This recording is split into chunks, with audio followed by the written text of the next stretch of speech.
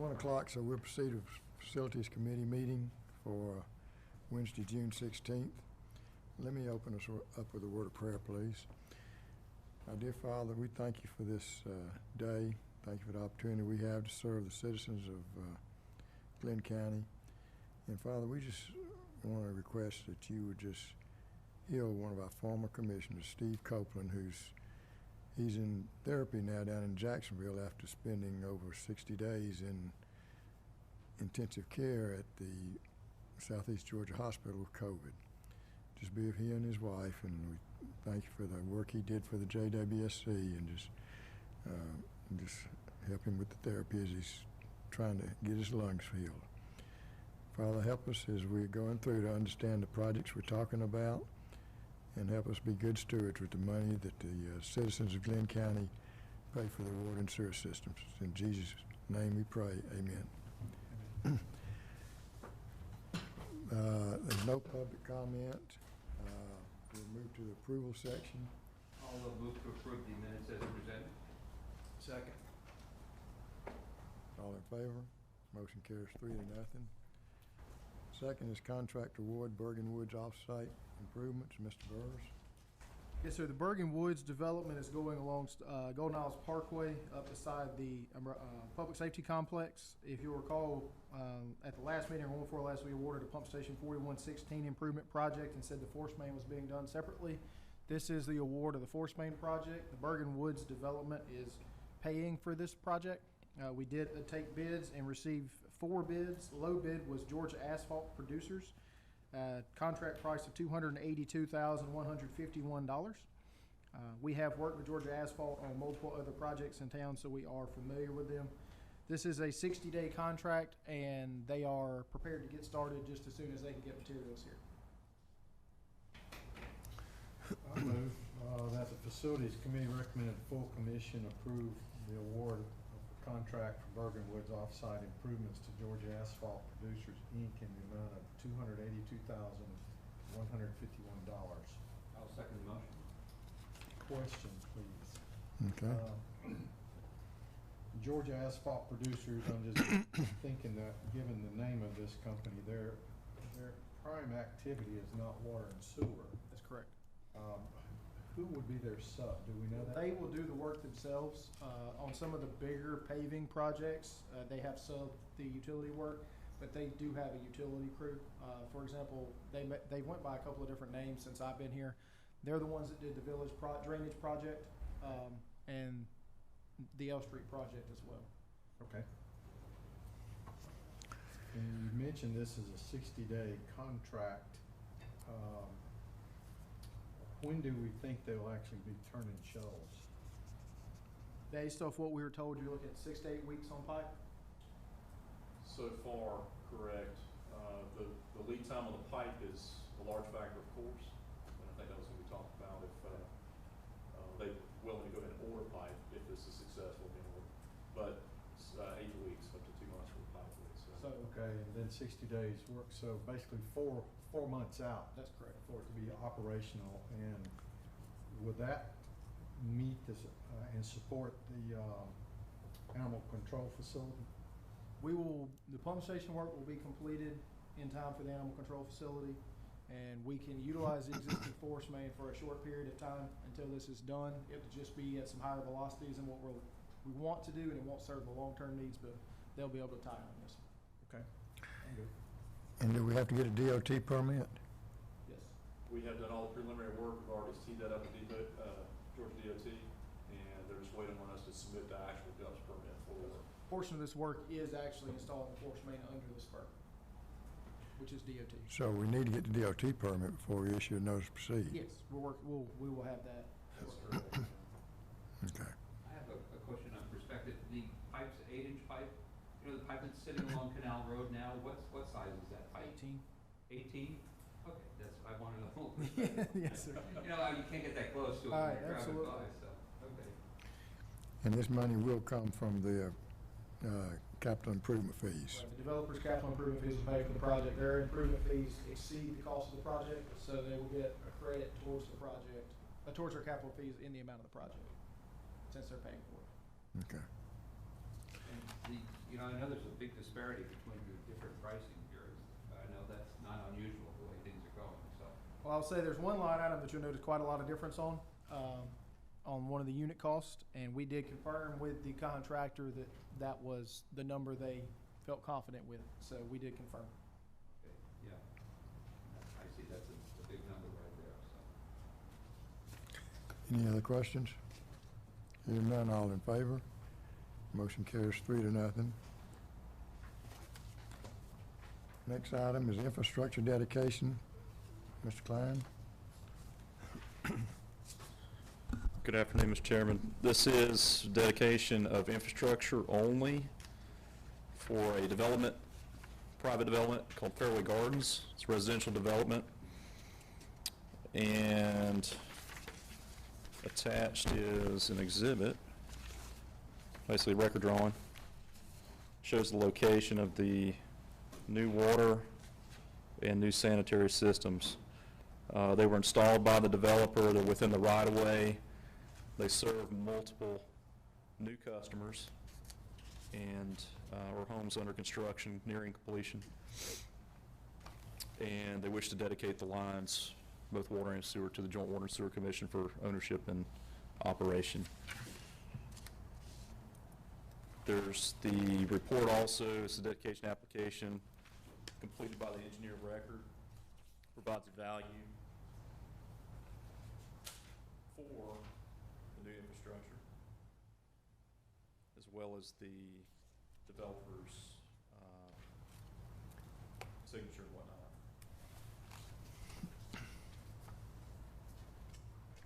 This is pretty quick, right? They're just finishing these off? They've been working on the homes for a period of time, I know, but they are complete, right? The infrastructure's complete now. Yeah. It's been fully inspected, our inspectors are on site. This is a good example of a developer-driven project for these infrastructure extensions. Brings new customers onto our system, and we're glad to have them. I'll move the Facilities Committee forward the above described dedications to the full commission for approval and acceptance. Second. Todd, the 2-inch force main, does that tie into a manhole? Yes, sir.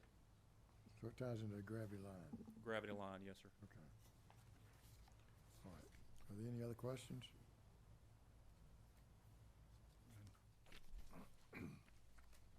None, all in favor? Motion carries 3-0. Thank you. Next item is the Pump Station 4021 Rehab Change Order Number 2. Mr. Klein.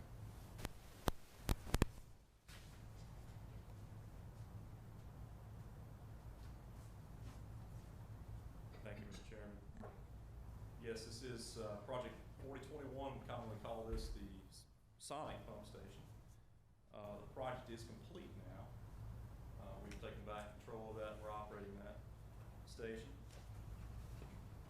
The change order number 1 that you've seen before that was approved by the board previously was for time extension only, due to lead times for materials, equipment.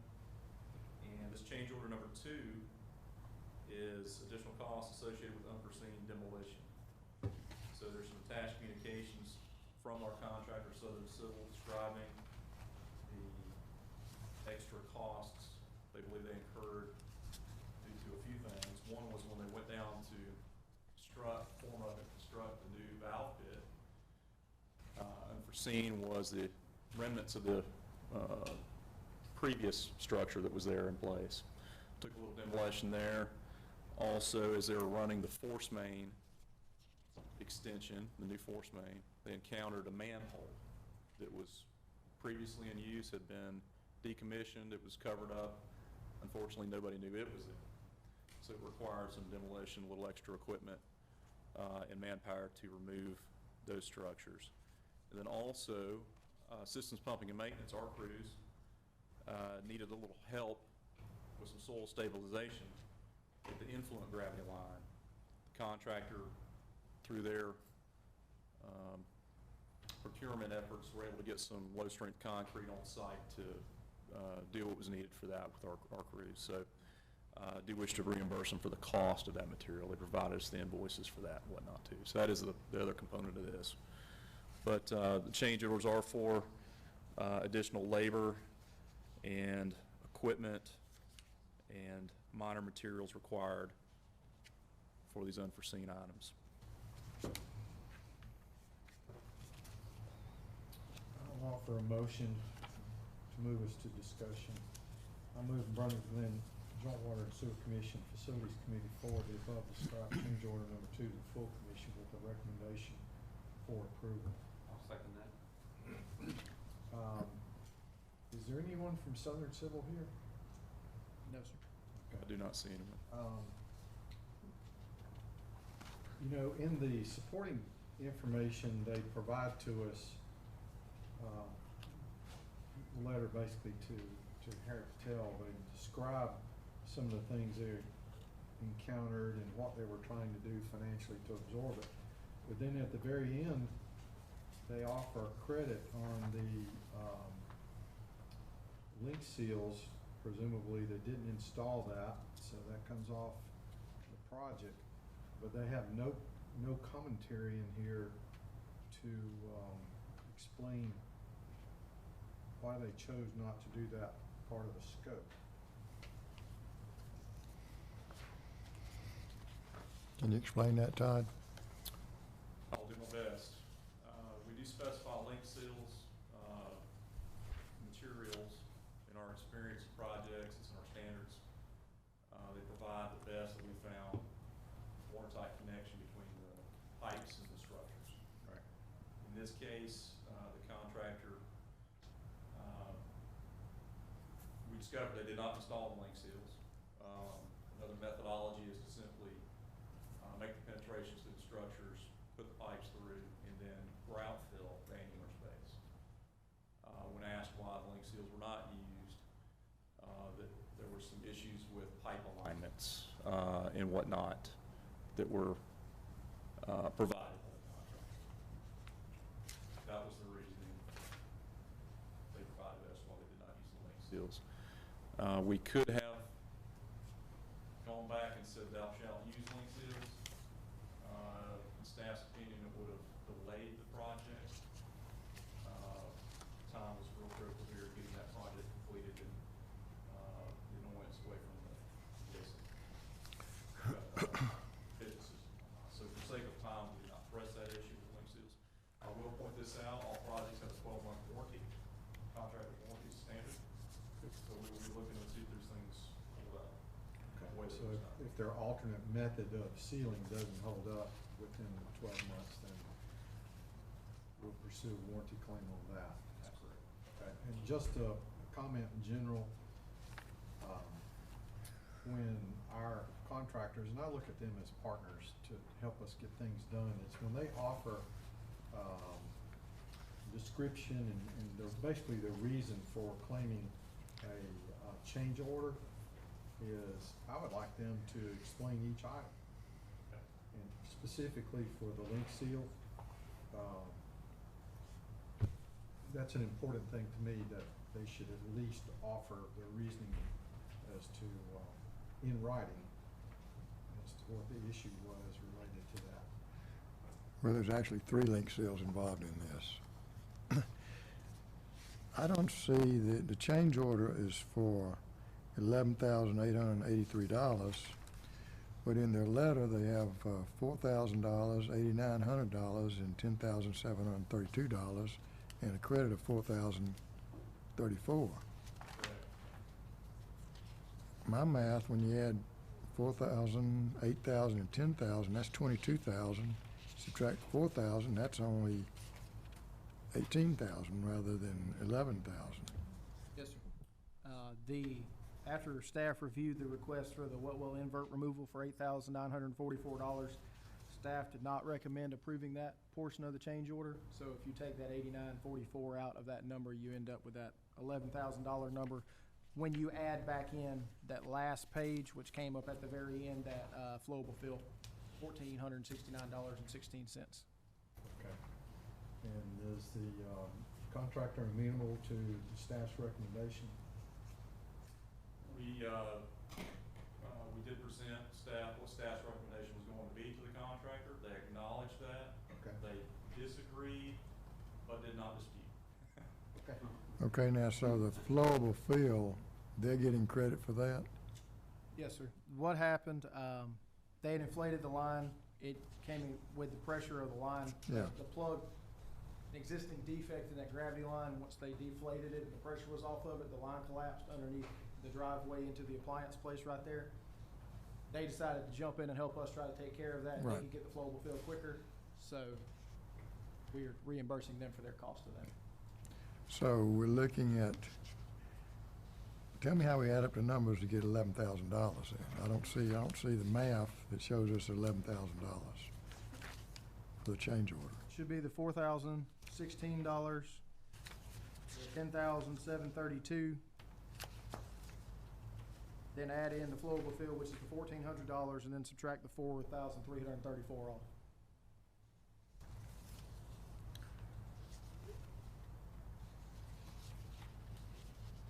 Okay.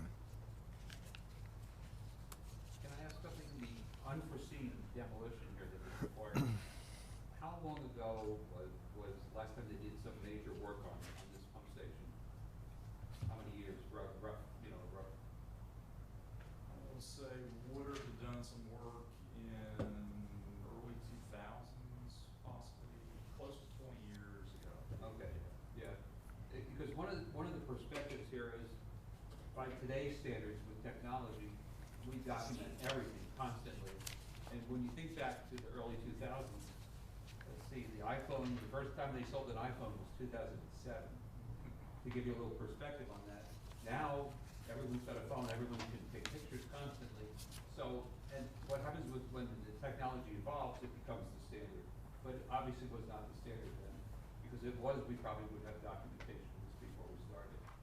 So, you know, unforeseen things are not gonna happen in the future so much because we have much more technology. At the end of all of our projects, we request record drawings where they've actually went out and surveyed what has been put in the ground instead of what we think is in the ground, so we actually have Yeah, coordinates for where everything is. That's a part of a project closeout for everything we do now.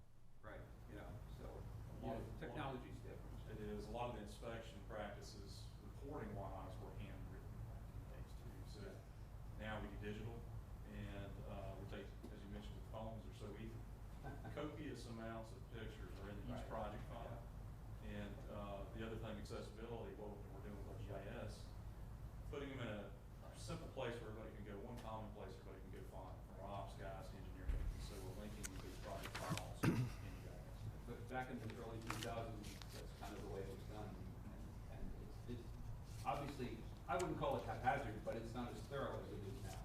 And, you know, that's good that we're utilizing that, but I think, you know, this may crop up again from something that hasn't been touched in a long time, so. But, so. Oh, we find all sorts of things we don't know about I'm there. sure. Best part about having utility, right? So. For the meeting tomorrow, can you summarize and have a tabulation of what you deleted and added for this? Sure. Right. And explain to me again how we came up with $11,000. $11,883. Okay. Pull that calculator up on the screen. If you, basically, if you take the, I'm looking at their page 2 of their letter. right, so the page 2 of their letter says 4016. Their actual time and materials has a little change on it, so there's a 30 cents difference in what's in the thing. So 4016 plus 10,732 minus 4334 is somewhere around $10,000. I mean, we can do the math real quick. And then the last page of the packet says mobile concrete invoice for $1,469. And then, so you don't include the $89.44. Okay, the well invert removal. That's what you, disagree with, or there's an existing manhole removal? Wet well invert removal. And why do we disagree with that? We designed the station around using a particular pump manufacturer. We offered others that could be used as substitutes, and they decided to go with a substitute pump manufacturer, which was fine. But the pumps were a little wider than what the original pumps were, so they had to chip out the inverts in order to get the pumps in the hole. So 30 cents, They, I missed that. elected to like to use the other pump manufacturer, which is perfectly reasonable, but we designed it around one pump manufacturer.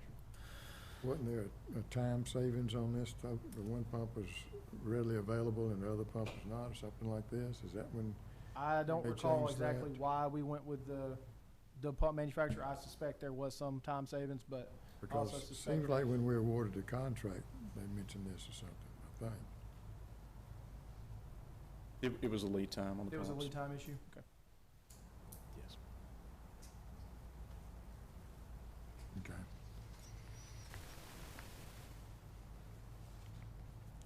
So they've not agreed to that yet. They continue to request the additional $8,944, yes. Was there a difference in the two costs of the two pumps? KSB and Brunswick? I'm sure there is some difference, but we did not get that documentation. All right. Any other questions? Second. All in favor? Thank Motion you. carries. Move to the discussion section. Dunbar Creek Water Pollution Control Plant Rehab Proposed Scope. Mr. Burrows. Yes, sir. Give us a little bit of the aerial here. We talked at the last meeting about proposing a scope for rehabbing Dunbar Creek, which is this wastewater plant on St. Simon's Island. Kind of an aerial of this so we can have something to talk about. All right, the flow comes in, the front gate here comes into this structure, which is an influent well, and then the flow splits into these two aeration tanks that we have here. Currently, we have a bit of an issue with balancing the flow to those two tanks.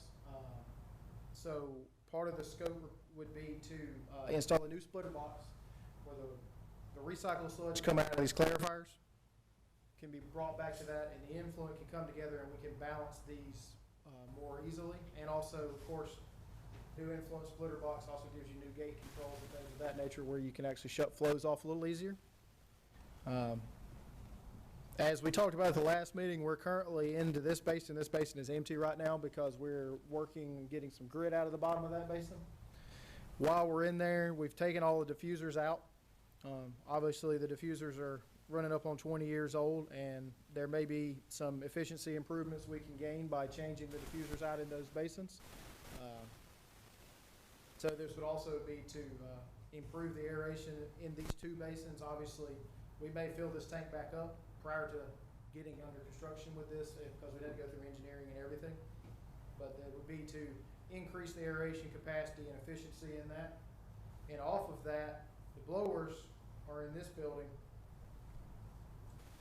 and there's no current control loop from the basin to the blowers. So you can take DO probes and automate your DO control by either using a VFD to speed up and slow down the motors on the blowers, or you can do valve control off of it. But essentially, if you can get the DO control where it goes up and down, especially since this plant is not manned throughout the night, as the flow goes down, your DO demand changes. So we can save a lot of money on power costs by having automatic control with that. Obviously, there's a limit to how low you can turn it down before it's going to start cavitating, but we can get some increased controls on that. That can be automatically fed through SCADA. So as long as you got 2 parts per million of oxygen in there, you got plenty of oxygen. So if we go out there in the middle of the night, and we left at 5 that day, the operator left and it was 2 when he left, but at 1 in the morning it might be 7 because the flows went down, then that's wasted power. Because we have no way of controlling that right now other than manually doing it. We want to look at these clarifiers. We have 2 clarifiers here, a little bit. There's also a UV system and filters right here. We want to look at potentially adding a 3rd clarifier. It's very difficult right now to shut one of these clarifiers down and just run with 1 clarifier. So having a 3rd clarifier will increase the capacity we have to be able to put through there. But to do that, we'd have to relocate these filters and this UV system, because most likely place to put a clarifier is right on top of the existing structures. So we would be looking to relocate this UV system and filters into the old chlorine contact chambers, which is currently used as a post-aeration basin. So we'd be modifying the effluent structure, putting those in those tanks. These are currently in metal tanks now. The tanks need some sandblasting and repainting. And we also are currently on the filters up against the need to change out the media in there. They're cloth media, for lack of a better term. It's like pieces of carpet. that are in there, so they need to be changed out because after a while they wear out. So if we're gonna have to do some major work to that anyway, we can relocate those into here, and they'll stay, that structure will hold up better than the metal tank that's out there. So we'd be relocating both of those in here. This tank is oversized for pre-aeration because it was a chlorine contact chamber at one time, which we don't need anymore because we have UV disinfection. Another thing at the UV disinfection that we can take care of while we're down here, we have real issues with lightning strikes out at that facility. There's not great grounding at the UV system, so we get lightning strikes and you get stray current that takes out parts of the UV system. We have to go out there and reset it all the time. So we would improve the grounding of that system because unfortunately, if you look over, there's a lot of trees around and then we got nothing in between, so we get a lot of stray currents.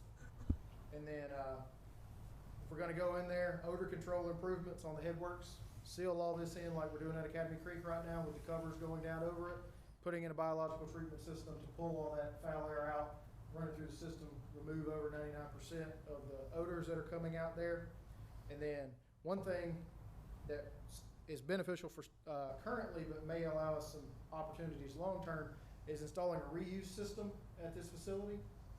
Currently, we only have potable water. We don't have any non-potable reuse in the plant. So we'd like to install a reuse system for any of our plant water usage. But by going ahead and installing that, if we ever got to the point where we wanted to start providing reuse water for irrigation purposes, we'd already have a lot of that underway. We also want to look at what it would cost and what it would take for biological phosphorus removal at this facility. We might not go ahead and actually install the biological phosphorus removal because we currently don't have phosphorus in our permit. But if we get a permit that comes in and says we gotta have it, we'd like to go ahead and have what we need already studied as a portion of this so that we are quicker to respond. Usually that involves putting some type of anaerobic basin before the aeration basins to cause the phosphates to be absorbed by the cells, and then they'll settle out. So, but we'd like to study that and what it would take on this facility to do that. So again, you'd be odor control on the front end, improve the aeration capacity and efficiency here, improve the control of the aeration capacity, add a third clarifier and relocate these existing filters and UV systems into this structure, and then add a reuse system while we're out there. Couple questions. Adding third clarifier, is that the only location it could practically be placed? That's where you suggested on top of the UV. It's not the only location. Of course, everything's gonna come to one point, so if you did it, if you say put it over here in this open field, you'd have two different points all that flow was coming back to, and you'd have different RAS lines running around. So, personally, and obviously, you can make the water go wherever you want to. Personally, it makes more sense to have it in this area here because everything comes to one centralized point for effluent discharge and for the RAS to come out. Does the line come from it comes from the two aeration basins to the center of the, Comes up right here. right there? Comes in right here in this structure. And it comes up directly from the aeration basins there, right? That's correct. Then goes up there. So then it would be, you'd have a splitter box there or something, you'd go over to the third. That's correct. So, other than relocating this, I mean, obviously you could build a new structure here, but then you'd have it splitting off in different directions and everything down there on the plant facility. I don't think it's totally necessary to have the clarifier to have, get a capacity of 5 MGD, but, because we have filters, but I think on that we'd want the clarifier to be maybe a bid as an extra item or something, see what it costs. Mm-hmm. On the phosphorus removal, it looks like we got pretty low phosphorus coming into this plant, and we're getting about 50% removal. Getting about 50% now. The numbers I've been seeing on phosphorus limits are around 0.5 MGD on the way out. Yeah, So if we got 2.5 or 3 coming in the head of the plant, you could potentially do that with some chemical Right. treatment. yeah. That and would the also filters. increase your sludge costs as a result. So weigh the odds of what is the chemical cost versus what the No. structure was. My concern about odor control, though, is we got a belt press building right there, and the loading facility is right there on the other side, and Yes, sir. that's toward the residential side of the neighborhood. Yes. Should we consider putting that, making that a more contained place where the dumpster is, that the sludge comes out of? could certainly put some walls up there and try to contain it. Just basically form down the pole barn you got out there and Yeah. you can keep it more contained there. Wouldn't be much of a cost, I would imagine. I have a question, all these improvements, will they increase capacity of the plant? We want to look at what it would cost to increase the capacity of the plant. We're currently running about 2.9 MGD. The permitted is 4. We think we can change the diffusers in here without having to build another basin and increase the capacity to 5 MGD. There's work that needs to be done there outside of any capacity improvements. There's rehab work that needs to be done to these Right, I facilities can see anyway. that, yes. But we could look at that as portions of this, yes, sir. The rehab work that has to be done Yes. is that first basin at the top, the diffusers in the lower basin, aeration basin, the filters, and the UV structure. All of those have to have something done real quick. Right. You know, the ability to control the flow with, with SCADA and stuff would really be key, I would think, since there's no one there at night, so. And of course, anytime we can save power, it's good for us. And having all that tied in there gives us just the people at Academy Creek that are there 24/7 and have the Dunbar thing pulled up on the screen as well. Right, so And they they can know see. what's going on if anything is getting out of whack. Andrew, we talked about reuse system, but in looking at the different plants, Academy Creek has reuse, but they use 1.16 of metered water, 1.616 million gallons. Dunbar only uses 0.04 million gallons. Yes, sir. So they use very little water out there at Dunbar. Yes, sir. Why does Academy Creek use that much more water? My suspicion, and I haven't confirmed this because I just come up with this last night, but my suspicion is that I know for a fact that the chlorination and sulfate for dechlorination at Academy Creek is hooked up to both reuse and to the public supply. I mean, there's backflows and everything, but it's hooked up, and it can be an either or.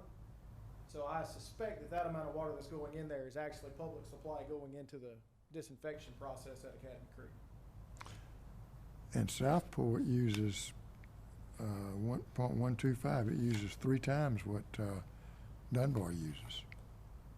We do, well, yes, so there is a reuse system at Southport. We've had some issues with the reuse system down there, so we were working through that. We've also been having some UV problems down there, so they're constantly pulling up bulbs and washing them. So that could be where that water usage is coming from, Southport. Okay. But like I said, the 1 million gallons a month at Academy, I don't know any way that amount of water would be being used unless it was for disinfection. So this proposed scope is just in initial stages here, because Absolutely. it has to go to engineering and. So essentially, what I was hoping to do today was let's get a discussion of what we want to include and not want to include, and then we could go out for engineering proposal at that point. And then we, of course, bring that back to you for your consideration at either in a meeting or two, depending on how long it takes to get that together. Okay, now we've already got a waste load allocation for 5 MGD, right? Yes, sir. So I propose that we go ahead and I think we ought to go ahead and work up a proposal so we can Okay. discuss it, get an engineering firm involved on this project. Okay. Yeah, I think it covers what I'm thinking, we upgrade some of the equipment that's there, we add some technology that's gonna help, and an extra one of those basins there, other areas, and, it's gonna set us in the right direction, for sure. Well, and selfishly, I think it makes sense. If we get this started this summer, into this summer, there's a chance we could have engineering completed and the project bid out about the time we're finishing up Academy Creek. So then you won't have both of them under construction at the same time, but you've also got a contractor in town with experience doing this type of work. So One other thing, there's a road that comes out, if you look at the bottom of the sheet, is south. right. And comes out here. And yesterday when I was going home, I noticed that a truck was coming out of there. Why can't we just have that the main entrance into the plant? We don't currently own this road, so But why can't we get an easement for that road? we will, Charlie, you wanna give a little history on that? So we actually, I can't remember exactly where our property ends, but we do have an access easement. But in order to make this the main entrance, we would have to have an A-cell and D-cell lane, to the east and west along, Sea Island Road. And currently, Sea Island actually owns, I don't know how far it is, maybe 20 feet off of Sea Island Road, and do But not Sea wish to Island par- Road has a pretty good right-of-way on it. I'm sorry? Sea Island Road has a pretty good sized right-of-way on it, though. Yes, sir, but we couldn't do the A-cell and D-cell lane without the property that's currently owned by Sea Island. Have we approached them about that? Yes, I sir. have not, but I think there have been discussions in the past about that. Yes, sir. At one point, it was, Because that would eliminate us having to go through the neighborhood. yes, sir, that's right. I think we need to re-up the discussion. I'd be happy to participate. with that. Okay.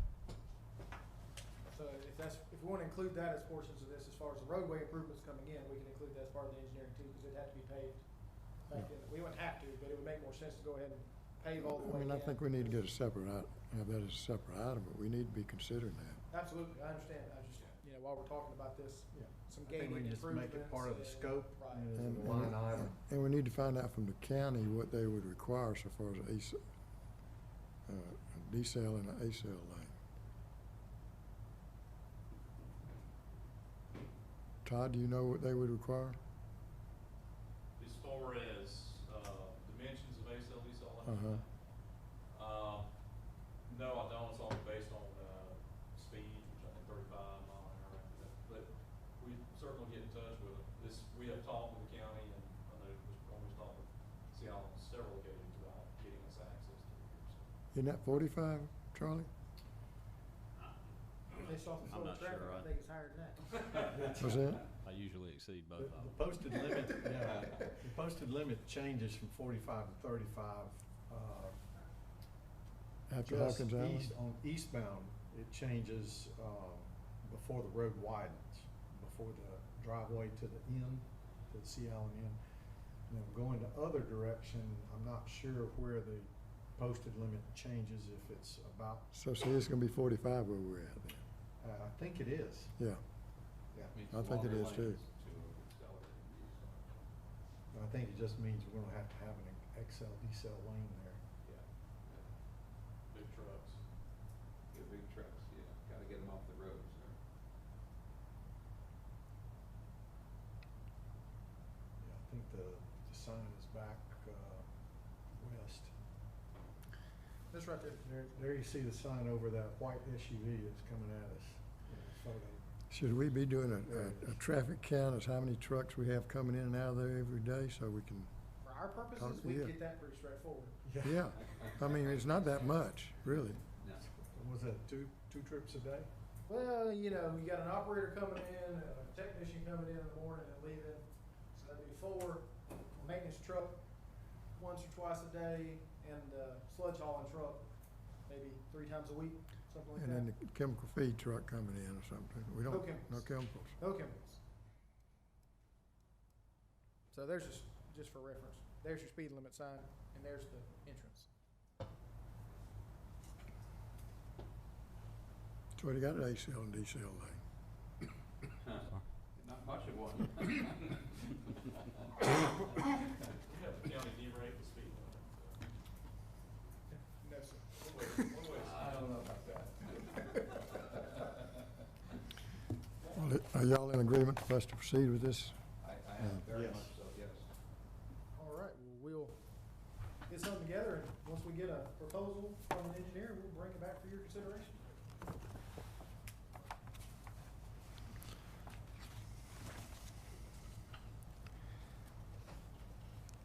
On the proposal, we want to know an estimated cost estimate too for it. Estimated cost of construction. Yes, sir. Next item is water pollution control plant flows. Mr. Burrows? Yes, sir.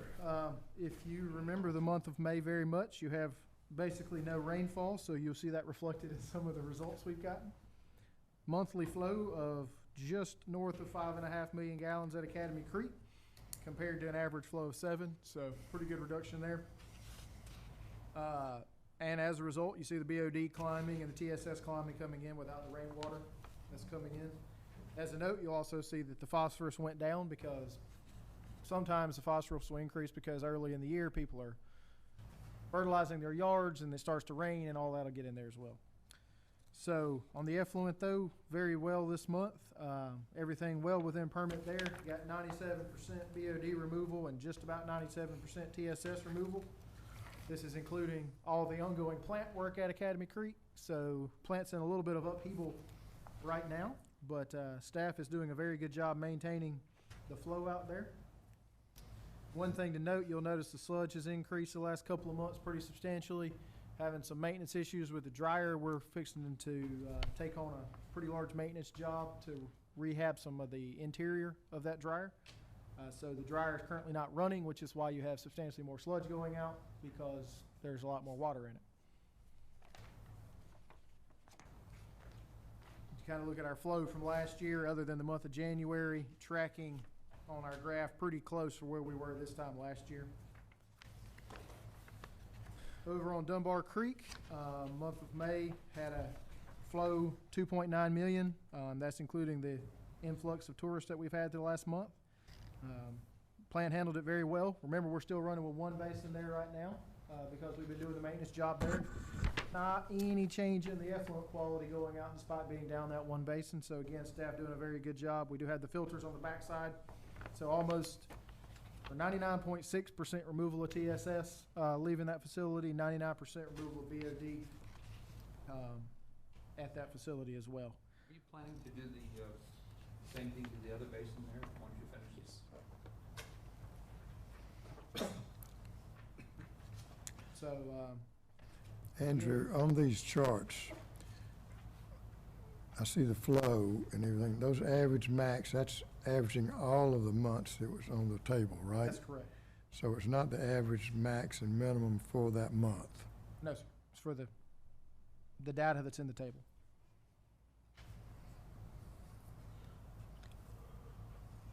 I can get you all that information because we have all that information monthly, but that's going to be a lot more numbers on the sheet. Yeah, somehow I think we ought to just put that on the sheet just for that month, someplace in a separate little thing so we can see. Okay.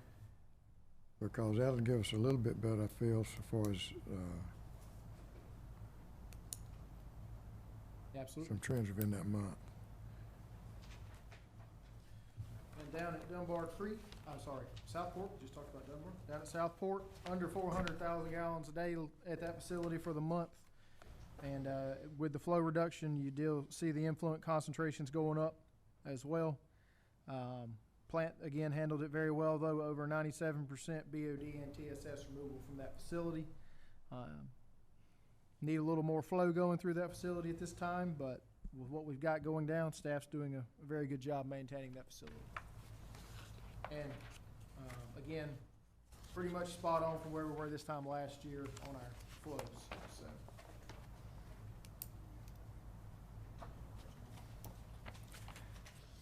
Again, I just want to reiterate with the amount of work that's going on at the Academy Creek plant and the amount of headache that can be for staff continuing to maintain all these plants in good working condition and meeting permit with everything should be, they should be committed for that, so.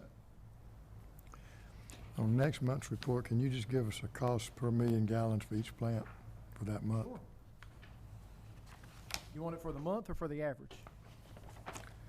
Average for the last whatever, but then per month, because you have per month. You have I that have it number. per month, yes, sir. Yeah. That's a good report. Any questions? I think it's very encouraging that the plants are running so well, particularly for both Academy and Dunbar, while we have our two larger plants that are somewhat encumbered due to construction and major maintenance. So it's a great job. Andrew, maybe we need to be thinking about the dryer academy too. We need to be maybe thinking about, should we consider a backup dryer or something? Well, that is a constant conversation between staff and I. I think it does make sense to have a backup dryer there. I do not believe it would be the best to move forward with the same type of dryer just because it's Right. difficult to find somebody to work on that dryer. So then the conversation turns to, if you want to have two dryers, do you want to have two different kinds of dryers? Do you want to put in two new dryers so that you got a backup?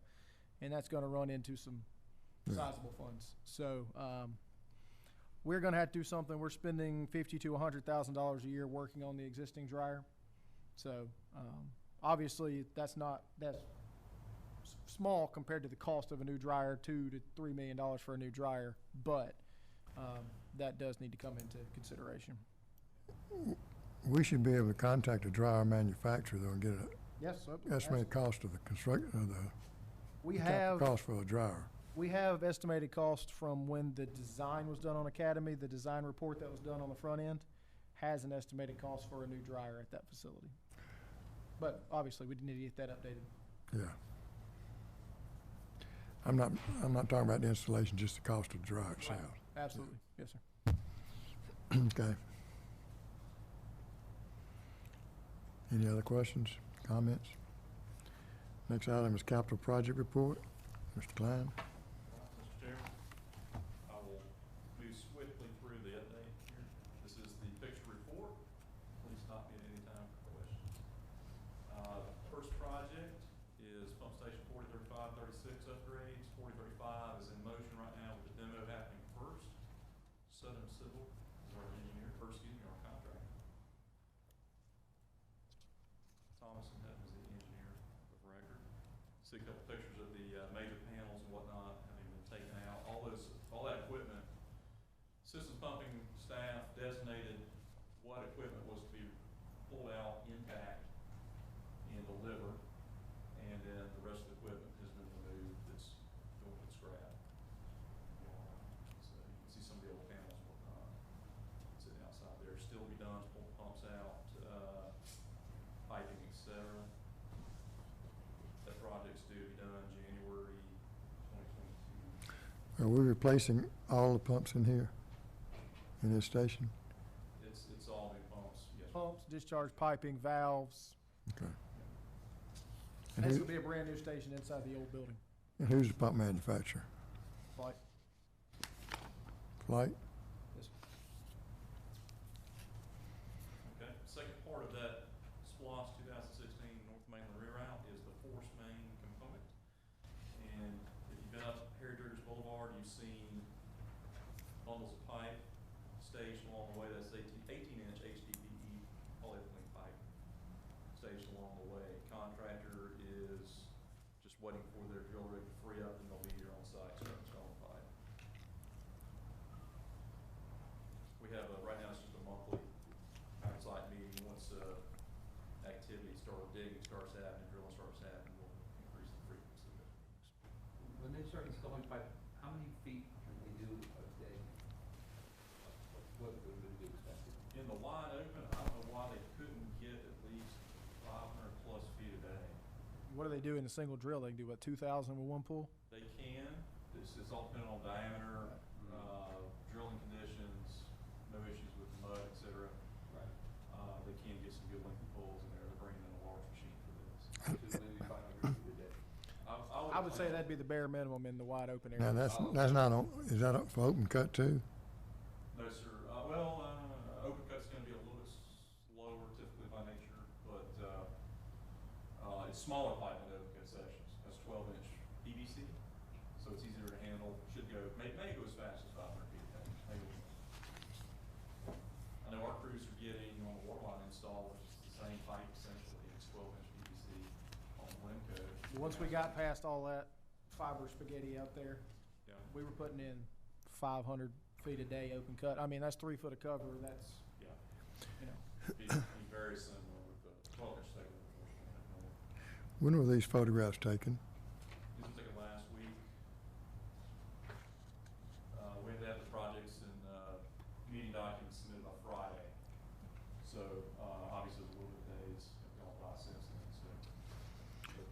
Is the one on the page 2 on the right, is that Ogden Road? Page 2 on the right, at the bottom, the lower right, that Yeah. is Ogden Lane, is correct. That's looking back towards, you're probably about Okay, 100 yards, 150 yards down Ogden Lane, looking back towards Old Jesse. okay.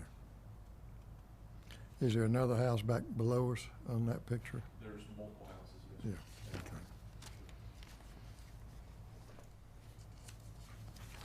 Okay. Next SPLOST 2016 project within the city is 4003 upgrades, which are ongoing. The gravity section of the project is well underway. Bypass has been moved to the manhole out in the street to accommodate the coring of the manhole that's in the alley there to connect the 2 new segments of gravity sewer. That's the middle row of pictures, the one on the right, that's the gravity going in the trench box. And that is the first manhole that's gonna make the turn towards the existing manhole. Yeah, this was taken last week too? Yes, sir. According to Harry, the gravity, they say they are gonna be wrapped up this week with, assuming they don't run into any more snags. Everything's dewatered, that is the hope there. All right. Is this line going all the way out to K Street? It goes out to K Street, yes, sir, but not out in K Street other than that first manhole. Yeah. Yeah, first manhole they're gonna have to pull from is, in that first lane. But this picture's taken in the pump station site itself, right? Yes, sir. Yes, sir. Here, I can talk about pictures a little more if we need to. Right, so this one is sitting inside the pump station where the roll-up door is, Mhm. facing the alley, Yeah. facing eastward, looking down in the gravity section. The existing manhole is over here, it's gonna connect into this manhole, the new gravity coming into the wet well. You can barely see the Okay. new structure, wet well structure over here on the southern face of the building. Have they finished most of the work inside? The wet, I mean, inside the manhole, I'd say the pump electrical station? work's about 90%. You can see the, VFDs and whatnot, panels and whatnot going up, that's upstairs. They're very close on electrical work, HVAC work. This picture down here is the wet well, the new wet well structure, that's the gravity poke through. You can see 2 at least of the suction pipes, the new suction pipes that are treated through the wet well. Now from here, they extend through a little bit of dirt into the existing structure that way. This is down in the bottom of the dry pit, the existing dry pit of the building, where the pumps are gonna be situated, suction lift pumps. And the reason for this picture is to show you, give you an idea, indicate, existing structure here, outside is the wet well structure. As we've talked before in previous meetings, the wet well structure, the final elevation of it is a little lower than design. Hence, you can see if you eyeball this vertical pipe in the background right here versus the face of the valve, you can see a little bit of a cant there. So that's the deflection that was realized from the final set of the precast wet well structure outside the building. So, contractor and engineer working together to come up with an acceptable, move forward solution, whatnot with that. They're on site meeting right now, as a matter of fact, right now. And we gotta square that up, cause we can't have, that would impact our ability to tie a pump in there with the rest of the piping. Looking into the wet well, do all 3 of those lines coming in, and we've got a 4th line, section line too, I think. Do all of those have link seals on them? Yes, sir. They were installed with link seals, 2 link seals at each penetration. On both sides? Both sides, wet well side and dry pit side. Now, with the issue they realized with the wet wells siding a little bit deeper than they anticipated, what that did is that brought the suction pipes out of horizontal alignment. Put those link seals in a bit of a bind to check. They did pull out the internal link seals that would have been inside the wet well. The first link seals on the suction pipes, since the pipe is at an angle now, they can't put new ones in there. They're going to grout. They're proposing to grout. That's all still in discussions right now. Dianular stays. So link leak seals were designed in there, 2 for each wall penetration. And we're working right now to determine what the final solution for that is. And that's a 24-inch PVC influent line? 30-inch, ain't it? I think the influence 30, no size to slow. That's a 30-inch PVC? Yes, sir. And the lines, the suction lines are stainless? They are stainless. 10-inch. Yeah. And this station had at one time, had the holes in the wet well flooded into the pump station, so they had to get the pumps replaced too, didn't they? Have them rebuilt, or what'd they do there? Pumps were sent back to the manufacturer, they tore them down completely, essentially returned new pumps to the contractor. What else can go wrong on this project? I don't want to ask that question because I don't want it to happen. It's been snake bit, hasn't it? They've had some challenges. Yeah. And when will it end? Yes, Well, the contractor states they think they can be finished by the end of June. I think that's a little aggressive, but they think they can be finished by the end of June. There's a good bit of work to get done before then June, correct, so we're really pushing to get substantial completion, get that station complete or functional. They're paying for all the bypass pumping. They're paying, that they are correct, yes, so you can see the bypass is set up right here, Yeah. the good ones that they're. Been on bypass since November, December, so Yeah, so they have every encouragement to complete this project, for sure. This contractor is one of our regular, this is the first contract they've worked on. They've bid on some other jobs for us, but this is the first one they've done for us. okay. They're out of Jacksonville, so they're used to working in this type of environment. This one, Yeah, whatever could go just wrong. random things show up sometimes, Right, so. yeah. It's been a challenge. They do quality work, the workmanship we've seen is appreciated. They have had some challenges on this one. And, just to note, this project was due to be complete on June 5th. That was with a previous time extension. 2 previous time extensions. Excuse me, thank you. Right. Time extensions. And, they are currently in liquidated damages now. So they have every encouragement to complete this correctly, but expeditiously. Did they have a solution for the, in that photograph, the bottom right, pointed out the cant or angle, if you will, of that valve body? Have they suggested a solution yet? They have, if it's determined to allow that to, the pipe alignment to be, if it's determined to be fine where it is and not need to be corrected, they're proposing to fabricate basically a short flange fitting that would bring it back to right angle. Correct angle, bring it back to horizontal line. A stainless fabricated. And then, when have they said that they'll be substantially complete? And I think, That's the end of June, substantial. so they'd be able to end the bypass condition, basically commission the station. That's 2 weeks. Like I said, I think that's probably an aggressive timeline, but that's what they told our project manager yesterday. Then they got a few weeks of, to tidy up to finish. 30 days for punch list and grassing and everything like that. Yeah, absolutely, we're trying to get them that substantial completion at least to, alleviate the LEs. Stop the clock on Right. those. Give them 30 days per contract to tidy up, get everything buttoned up, and then, Okay. get them complete. So, Who's our in-house project manager for this? Harry Patel, he's a assistant engineer. He's been the project manager on this one.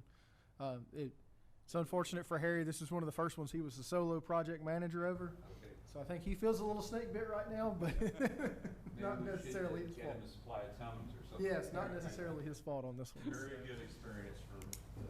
very good experience. So, but, we're working very closely between engineer record and contract with Petticoat.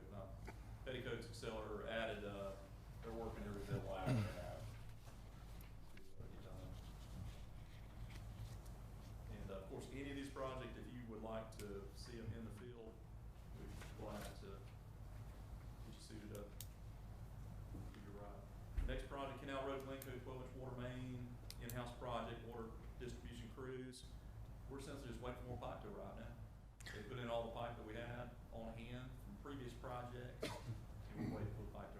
Got about 2,200 feet in. They got about 3,000 more. They're going to self-install, and we're taking bids, I believe, end of the month, first, yes, Yeah.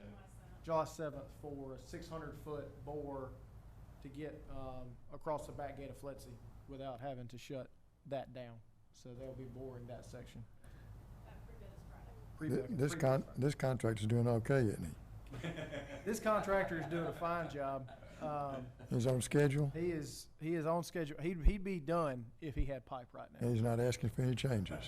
Oh, he's asking for changes. Just, Changes but not change order. right. Okay. Do we go under the bridge on this one, right? We've already, But that was, I assume when they did the bridge, they already, the pipe's already in. That's correct. But he's also putting it in where it's bid, right? He's putting it in where it's supposed to be at, despite where he didn't want to. On the next project, city's put up a nice sign. Yeah, I think that's a good advertisement to the people who ride by and see it, that what their 1% tax is doing in terms of improvements. And I would suggest going forward, we do something similar where we have, a utility project independent of any of our other partners. We could do the same thing, because it seems like overall, while we have some challenges, we actually excel in a number of these, and I think it would be just very positive for us to have that. Yeah, absolutely. Yeah, that sign just, I believe they just put that up like A month last ago, week. yeah. And absolutely, the advertisement showing the residents where that money is coming from. I think they have one on L Street too. We had a combined one on L Street. It had all of our logos on there, and But on this one, we're almost finished, right? We're on the last street. we are. Yeah, correct. Thank you for moving us along to this project here. So we're done with phase 1, phase 2, phase 3 is the final phase. That's Terra Lane that goes right through the center of Magnolia Park subdivision between Habersham and Altamont. So that is the final run. And it's gonna be within budget, we think. Yes, sir. Yes, sir. Right. We've had some, as you do with every project, a little bit of field work and whatnot, working with a contractor. And we don't anticipate any. I How will mu- say, when we say that phase 3's starting is for the water, Water, correct. Yeah, not for Yeah. the entire project. Correct. When I'm speaking of the The- water yeah, project, which is the water only, the roadways and drains, which the city of Brunswick indicate by the sign here, will be sometime thereafter, separate. what percent of that system within Magnolia Park was cement asbestos pipe? From what they dug up, it wasn't all, it was assumed to be, and it was in our inventory as practically all the 6-inch as AC, but I'd say probably what was realized, about 80% of it, 80%? I would say so. Okay. Had some ductile in there. There was some double mixed in there, yeah, it was, yeah. So, But they pressure tested and back teed the section on Woodland, so I'll meet with distribution in the morning, but I suspect they'll be tying in meters in the next week or two on Woodland Way. that's it. I appreciate you bringing up the testing. So, Monday morning staffing, we got word the back tees have passed. So, I mean, it's even over the weekends. Our joint board staff is doing what it takes to get this stuff in service and done. So, Good. That's something to point out. That's Don, Mr. Bankston's crew, water production, does the testing. And we've ran service lines just to the meters. That's correct. They shot new surfaces up and then we land them at the existing meter location. Okay. Water distribution's making active connections. That was to save a little bit of cost of the project. All right, the next project, 4021. So 4021, we talked about before with the change order recommendation. Project's complete. You look down here at the bottom, that's what it looks like today. With black fence down. Pumps, so far on the startup, bottom left picture here is during the startup process. We had engineers of record there, present, joint water staff, pump reps, and contractor. Drawdown went very well. It moves a lot of water, I'll tell you, so we're pleased to see that. And I will mention that Joint Water also added value to this project by doing the electrical upgrade, SCADA panels and whatnot. So it was a combined effort on that end. And now A little we're- concerned about the pumps because I can't hear them run. They're very quiet. They're very quiet. So I told the pump supplier he needed to do something so I know they were running. And, Do we have a crew that just specifically does the electrical panels? Or you have a variety of people that have the ability? We have a couple of people with those skills. Hopefully acquiring some more skill set with some new hires that are coming on board with us. It is an area of need, but we've got plenty of electrical needs to keep them busy for a long time. I mean, when you see the inside of these things, it's kind of daunting, and I think they do a very good job of it. On the bottom right picture, yes, the pipe on the right-hand side, that's for backup pump tie-in, right? correct. And the one on the left is a vent for the wet well. It is. And what's that green thing hanging down from that? Carbon canister to catch the fugitive emissions coming out of the vent. So it does not have odors? Sir? So it does not have odors? That's correct. Reduce. And how often do we have to replace that carbon filter? Manufacturer says once every 3 months. We try to change them out once a month just to give us. Do we have those on every wet well? No, sir. We are trying to get those, especially on the larger wet wells, but we don't Okay, have them on all. now, we'll be putting a fence around this pump station? Around the electrical, not around the entire pump station. Explain to me all those wires coming out of the electrical on that. Is that finished like that? What are those lines for? Those are your disconnects. The ones on the near side of here, that's your disconnects for pumps. That, I mean, I'm talking about all the electrical wires coming out and going and tying down that aren't in conduits. Am I seeing that right? What are those lines for? everything from your floats and level control. Usually all that's in a conduit, I thought. What I'm seeing there is the various conductors and controls that come up through the conduit to some point, and then they're flex over to the enclosures. And is that intent there to have a gas Yes. break? It's It air, is. it's It's air it's a gap. pseudo air gap, yes, sir. Okay, so to minimize the amount of hydrogen sulfide Getting in the gas panel. that goes into the enclosure itself. Correct. It also helps facilitate the pumps need to be changed out. They're not going all the way to the control panel cables and anything like that. There is an intermediate point to. Right, so, of the, what it appears to be conductors or, communications cables, SCADA, that are drooped down, is that in fact really just an, flexible conduit that goes over to the, No, sir, it's the Con- actual, conduits broke. it's the actual cables. okay, so it's like a SO type cable. All right, Correct.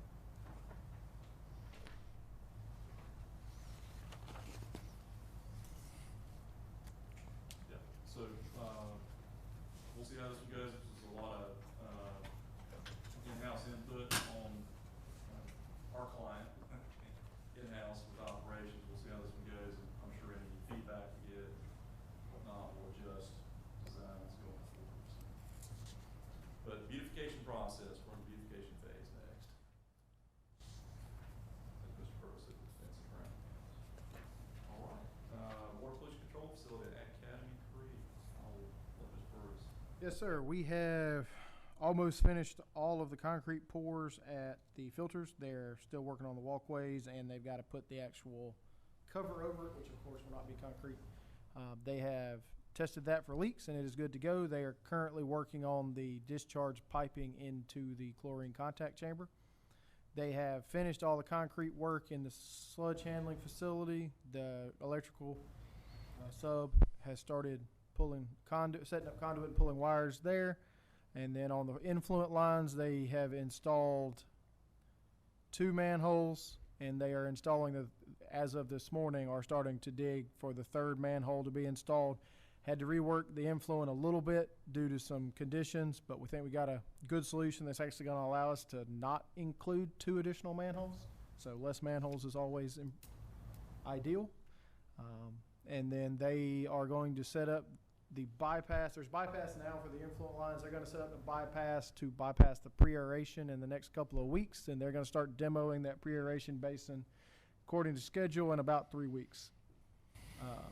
So contractors doing good work out there. They have had the on-site meeting yesterday. Engineer was there with us. The inspector and everybody was there, and engineer was very complimentary of the quality of the work that is being completed out there at this time. I did ask if the large equipment, if we had been notified of any delays, and as of today, we have not been notified of any delays on any large equipment they've ordered. Of course, that is subject to change as we get closer to the due date. It's supposed to be here. What's that, the second picture down on your left, what is that of? The largest megawatt. Yeah, it's a 48-inch MJ. We don't see those around here too often. Yeah, so, you know. Not the biggest pipe in the system. Biggest pipe in the system's a 54-inch, which just got installed, but Just to note that, you're supposed to do it like changing a tire. You're supposed to alternate all the bolts all the way around. You gotta watch for your commentator to just zip them all in a row. That's incorrect. You're supposed to zigzag alternate. they have relocated, where we store chlorine at had to be relocated so they could bring some of the lines to the filters. So that's been relocated. I think staff would like to keep it where it's been relocated to because it's inside the solids building, so it's a little cooler out there. You're not in the direct sun trying to load chlorine canisters up. But that has been relocated. They are digging down there. The electrical subcontractor has began installing the fiber loop as well.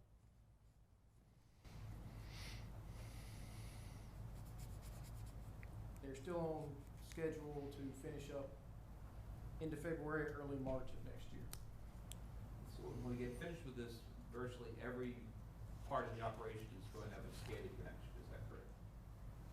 Or the ones that are- Every part of the operation will have a easy connection point to SCADA. We're not, as part of this project, putting all of the I&C necessary to control everything, but there'll be a fiber loop around with handholds at ideal locations for us to get to, so Right. we can come in later and terminate new wires at that point, and then as we add the processes into the SCADA system, we can do that step by step. determined by need. Right, absolutely.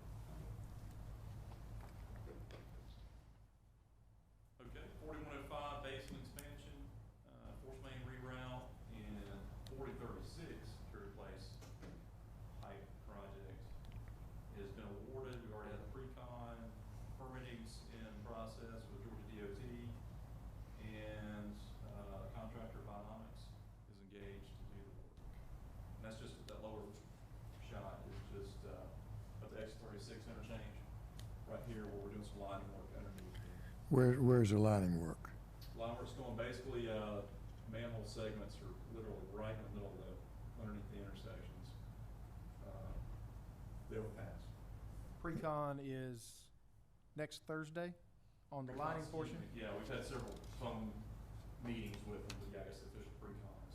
And we just, 24th, which would be next Thursday, I think we discussed potential notice to proceed date on the lining work to be the Tuesday after the 4th. Are they gonna have to bypass while they're lining that line? So that was one of the tricky parts with this. We're still working through that, is DOT has to approve any bypassing we do under the interstate. Yeah. Called restricted access, anytime it's within an interstate right of way, which is a different office from our local office. They're very protective for good reason of the, anything that impacts traffic within that restricted access zone. So, but anyway, How's the contractor proposing to do that? good question. So we were looking at everything, scratching our heads, thinking, boring temporary bypass lines like we've done for other projects. And our contractor believes they have the means and methods to tanker truck the flow around while they're doing the line. What size line is it? There's 15 or 18? Yeah, 15 or 18, 15. Tanker truck. Multiple tanker trucks, yes. It's a commitment. Once you plug that thing and start running tankers, it's a commitment. Or once you get the liner started. You're there for the next 24 hours. And this is 341. 341, yes, sir, underneath I-95. So Are will they we gonna- take it down to Academy Creek or just to the next Next drop? Next manhole down and Are they gonna have to close a lane on 341 to do the work? There'll likely be at least some lane impacts, requiring some barrels, possibly a lane shift, maybe a lane closure. Is the contractor responsible for all of that? yes, sir. Correct, they are, and actually sub out per contract with the traffic control company to handle that. Did we have to get a DOT permit for this? Yes, sir, That's what absolutely. we're working through now. They're gonna go and get started on the rest of the work, cause we feel like that's gonna take a little bit to get through. So we don't have the permit yet? Because we didn't have a bypass plan, we couldn't submit for a permit. Okay. This is complicated. So the You could bypass, tell he's not the project. No, I'm the manager. project manager. Okay. I like to donate this one to Harry's cause as well. Okay. You're gonna kill it, So, man. we're working very diligently with it. There's plenty of work to be done until we get this intersection, but it's the most interesting one to point out capital projects for. if we bypass with tanker trucks, do we have to talk to the EPD about that? We can certainly make them aware. I'm not sure if we're required to, it's, maybe it could be considered a modification of the system, temporary modification. Maintenance, I'm not sure. It's a little more than maintenance. So, it's not a bad point. We can certainly make them aware of it. There's certainly more risk of a spill if you're tanker trucking than there is having pipes underground, so. What does the contract say in there for the contractor, so far as if he has a spill? He's responsible for cleanup and everything. Of course, if we has a spill, it goes on our permit. We had to report it, but Mm-hmm, he's responsible for all the sampling and everything like that that comes along with that. yeah. One other interesting tidbit is, the gravity line was there first before the intersection. Is it under the ramp of the It's under bridge? overpass and Yeah. the entrance and exit ramps. So it's not, Yeah, the it's not, record also showed that. it's not in a carrier pipe? No, sir. And I don't think they had a permit to cross our line either. Yeah, we're still looking for that agreement. Yeah. They'll shut down the interstate if we need to do maintenance. I don't think you're gonna get that problem. And is the line clay or? It's clear. Okay, pump station 4059, which is the final component of the Coastal Club Apartments Comprehensive Agreement. Project's nearing construction completion and in the process of, pumps have not been set, whatnot. There's still a bit of work to do, about 75% complete. We're already generating a punch list of items for that contractor. Now, we're providing the construction inspection, but just to remind everyone, the contractor has a contract with Coastal Club, so we don't have a contract with them. But we are providing the oversight, whatnot, feedback to the engineer of record, and, keeping them engaged on this one. Hopefully we'll see this one complete in the next month and a half. And that's being paid out of their Capital. connection fees. Bergen Woods Offsite Force Main, we spoke about this one earlier with the Force Main project award recommendation. Look forward to seeing that one go in as soon as possible. And, we'll talk about 4116 that's related to that in a second here. Sea Palms East Waterline Rehab, and, no progress to report on that at this time.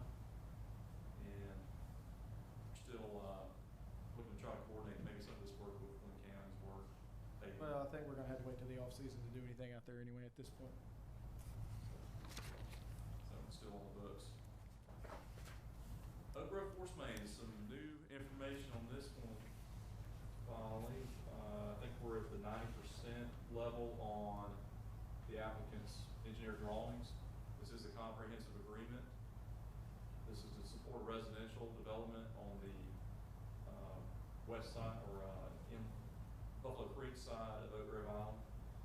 And, this force main will route through the main thoroughfare of Oak Grove and come back out and tie into our existing force main on Oak Grove Island Road. So what this will do is not only provide us customers of this new residential development, but also provide force main access, if ever in the future, any of the folks out there that want septic systems need to connect on. So, very worthy project.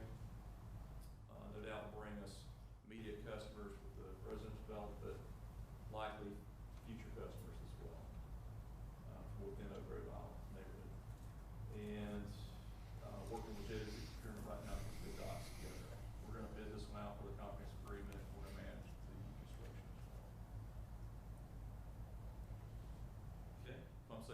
2002 force main replacement on Arnold Road in Demery. It's another one, we're just gonna have to wait till the off-season to get anything. I mean, there's no way we can go out there right now and do work, so.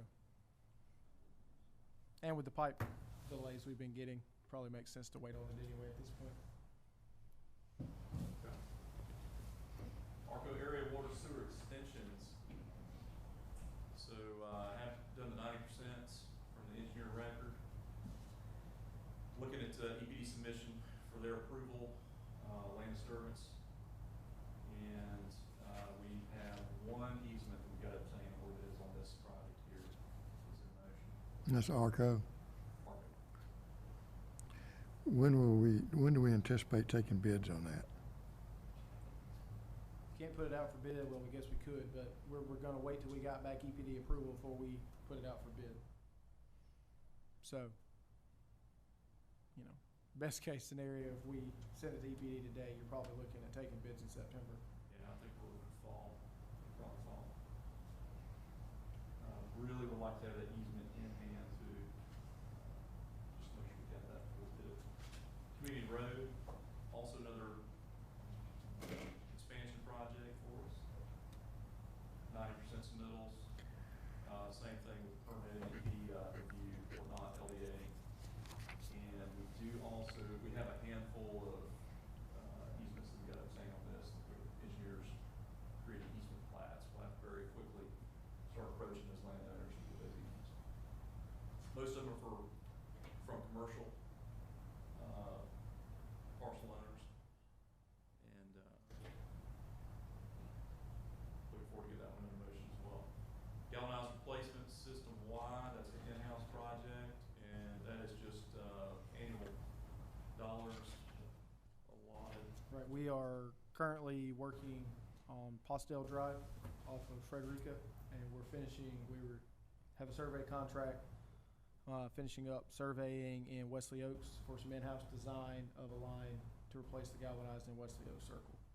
So both of those neighborhoods, those areas back up to each other, so that's where we're focusing that galvanized money right now. What size lines are those? 2-inch right now.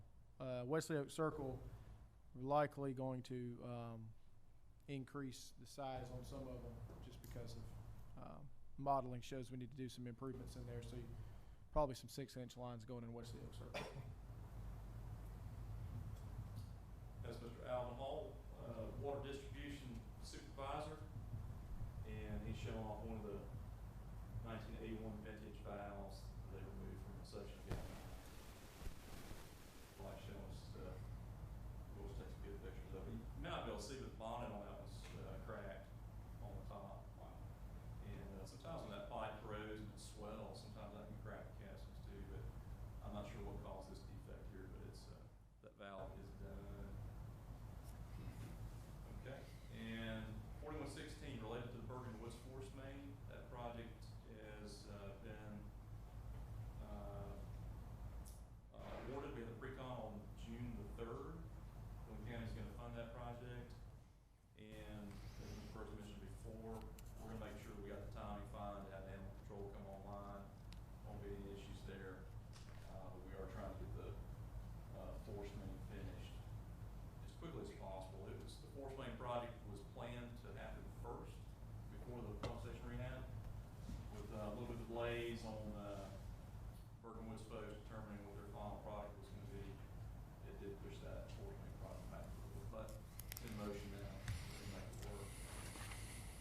Animal control schedule, they say mid-August. We'll see, what that comes out. Meter replacements, Mr. Burns?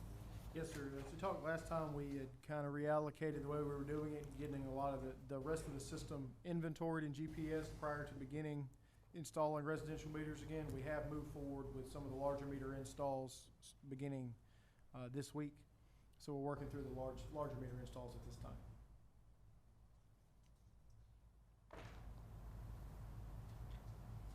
Where would the larger meters be typically at some sort of a business? Yes, sir. Restaurants, most of them have at least a 2-inch meter. So restaurants, the hospital, for example, has got an 8-inch and 2 6-inch meters. So some of the apartment complexes that are master metered have large meters. So I assume they're aware there may be some deviations from their best bills. We have communicated with them, one, to get it set up, obviously. Takes a little longer to install an 8-inch meter than it does a 5/8" meter. So we have to coordinate with them to get in there and get that replaced, and then they are aware that there may be some slight changes in their bill based off of a new meter going in. When do we need to apply for another GFA loan for the second phase of this? We still got funding for this year and next year. Once we get the completed inventory of the system, we'll have a better idea of exactly how much is remaining on the project, and then we could apply for the loan at that time. Selfishly speaking, one of the components for the GIS side I like about this project, even though it's not on, is with every meter set, M&E is also survey grade GPS in the meter location. So for every new meter set that goes in the ground, we get survey grade GIS data that we update our maps with, which only, we can look at our maps over time, and those meters are getting a lot, the locations are getting a lot better. So, that helps us in the future, somebody can find a meter, whatnot, we've got survey grade, gets within a foot out in the field, so that's a benefit for mapping. So, anyway, thank you for adding that component in this. Like gravy on top of the dead. Oh, yeah, and then the scope of work for this contractor, so. All this, all these old scrap meters, those are being sold off, or? Yes, sir. We have someone coming to pick up all that scrap, and they pay per meter. Great. That concludes the picture report.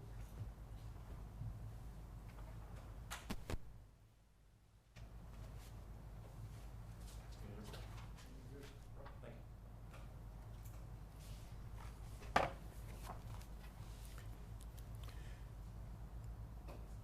Take a minute just to explain to us the North Mainland pipeline job. Bring Commissioner Cook up to date on what's happening with the contractor, the pipe, and he's not started installing any pipe yet. Yes, sir. If you've been up Glencoe, you've noticed there's a lot of pipe on the ground. That's HDPE pipe. There's some PVC that we're waiting to receive for the upper ends, and then also for the gravity section that's supposed to be installed. Notice to proceed date on that contract, I believe, was April 1st.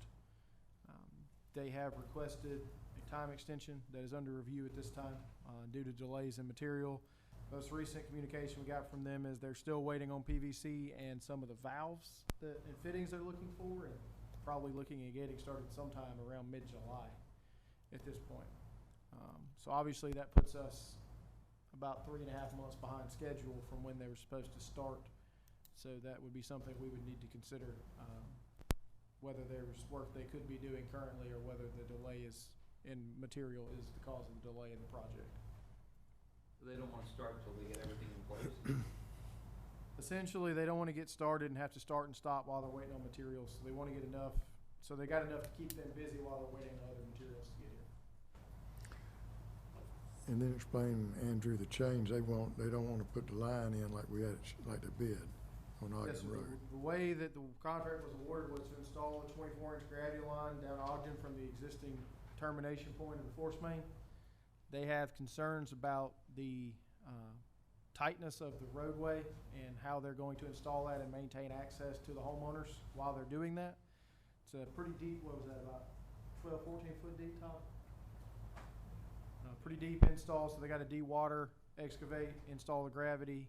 They don't know how they're going to maintain homeowner access.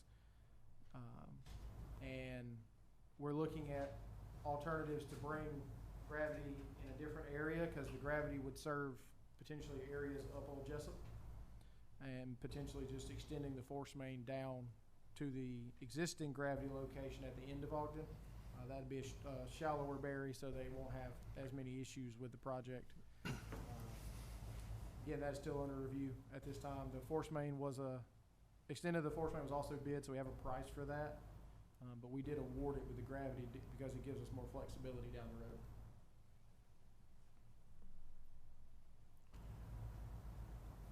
If they do install the gravity per what we awarded, you are looking at 1 to 2 months of heavy construction on that roadway that they, as the contractor, would have to maintain access to the homeowners, and the whole width of the road would essentially be excavated to allow for that deep of a dig.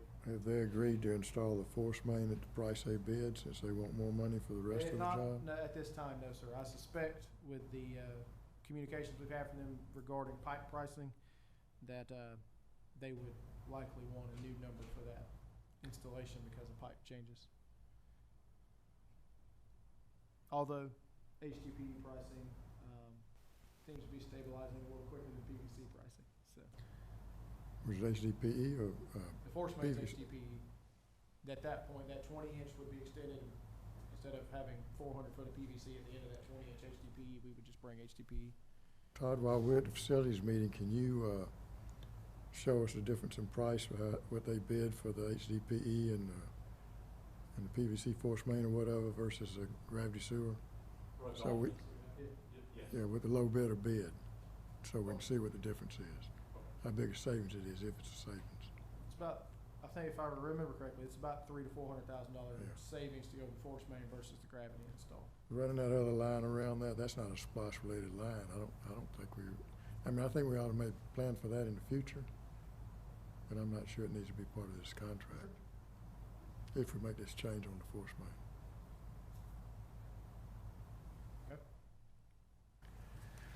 Okay. Any questions on any of this? No, good report. Got a lot of things going on. A lot of things going on, and with the budget year kicking off in, 2 weeks? We got 10 more we're gonna start on July 1st, so. You got anything else, Where Chuck? the, You got anything else to say? No, nothing else. scheduled performance index is improving. It's creeping up there, so making progress on that. Thank y'all. Meeting's adjourned.